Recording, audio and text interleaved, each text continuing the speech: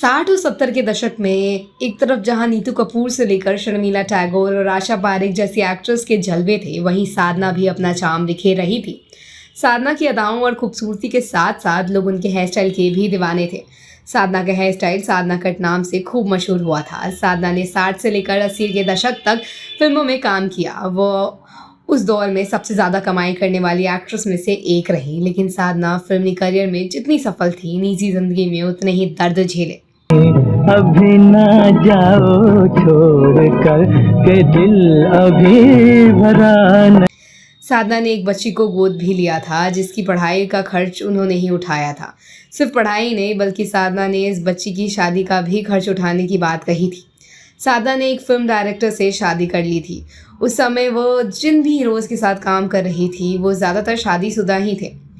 साधना ज़्यादा किसी से घुलती मिलती नहीं थी, लेकिन डायरेक्टर R.K. नैयर ने उनका दिल जीत लिया था। फिल्म लव इन शिमला को R.K. नैयर डायरेक्ट कर रहे थे और इसी फिल्म में साधना हीरोइन थी। इसी के सेट पे दोनों को प्यार हुआ और फिर 1966 में शादी कर ली।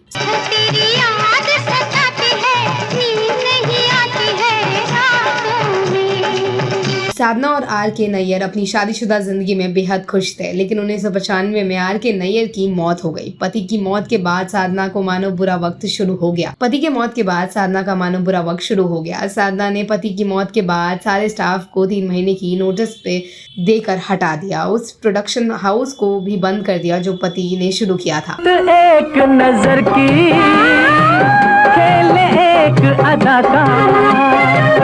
दोस्तों, शानदार करियर होने के बावजूद बेहद कठिनाइयों से गुजरा था साधना का बुढ़ापा। आखिरी समय में देखा बेहद बुरा दौर। तो दोस्तों, और भी अनसुनी ऐसी ही कहानियां सुनने के लिए बने रहिए हमारे वीडियो में अंत तक। अगर आपने अभी तक मेरा चैनल लेमन चूज कैंडी को सब्सक्राइब नहीं किया है तो प्लीज कर लें।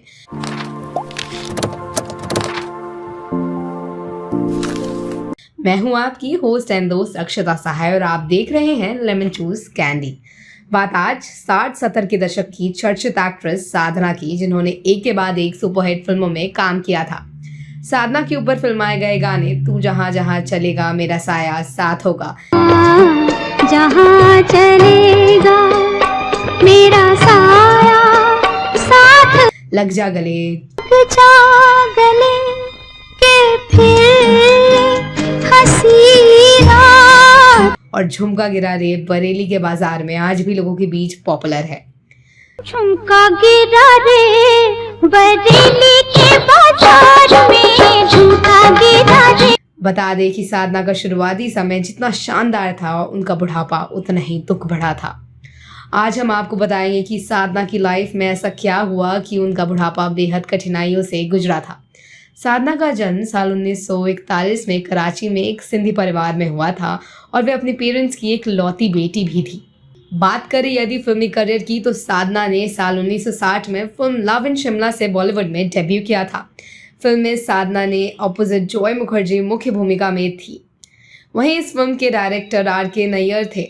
लिया है बांध लिया है तेरे जुल्मों सितम सर आंखों पर। साधना की पहली फिल्म सुपरहिट थी और इस फिल्म के बाद साधना की पॉपुलैरिटी में गजब का इजाफा हुआ था। मीडिया रिपोर्टर्स की माने तो फिल्म लव इन शिमला की शूटिंग के दौरान ही साधना की नज़दीकियां फिल्म के डायरेक्टर R.K. नैयर से बढ़ने लगी थी।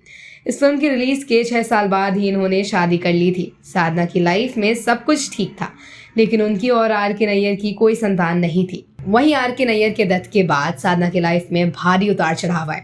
एक्ट्रेस जिस घर में रहती थी, उस घर पर कोर्ट केस हो गया था।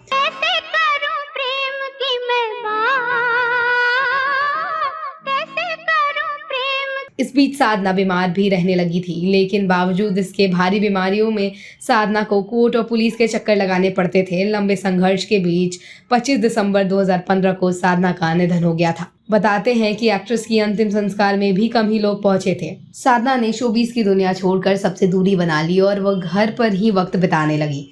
साधना की कोई औलाद भी नहीं थी। ऐसे में पति की मौत के बाद और भी बेसहारा हो गई। साधना को इस वजह से हमेशा ही डर सताता रहता कि अगर उन्हें कुछ हो गया तो उनके पास कोई होगा भी नहीं। से जब पतझड़ जाए, बाहर चले आए, मन मस्त।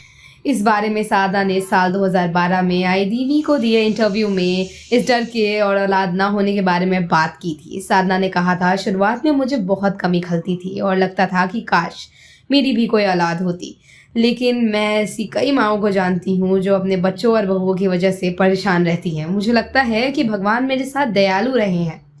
हाँ, मुझे डर लगता है कि अगर मुझे कहीं कुछ हो गया तो मेरे पास कोई नहीं होगा। ऐसी बात है इनमें क्या आँखें लेकिन जिनके औलाद हैं वो भी तो उन पर निर्भर नहीं रह सकते हैं।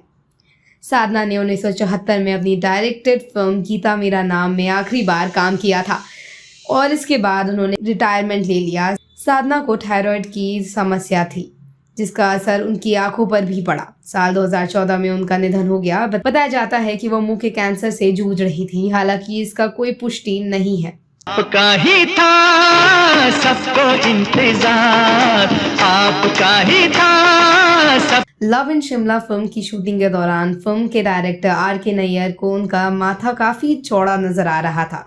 इसके बाद उन्होंने साधना के बालों का hair style Hollywood actress Audrey Hepburn की तरह करवा दिया। एक्ट्रेस का माथा छुप जाए इसके लिए डायरेक्टर ने उनके बालों को आगे की तरफ बिखेर दिया। बस यही से उनका हेयर स्टाइल पूरे देश में फैल गया और फेमस हो गया। इतनी ही ग्लोरी भरी फिल्मी करियर होने के बावजूद साधना का अंतिम समय बहुत दर्द भरा था।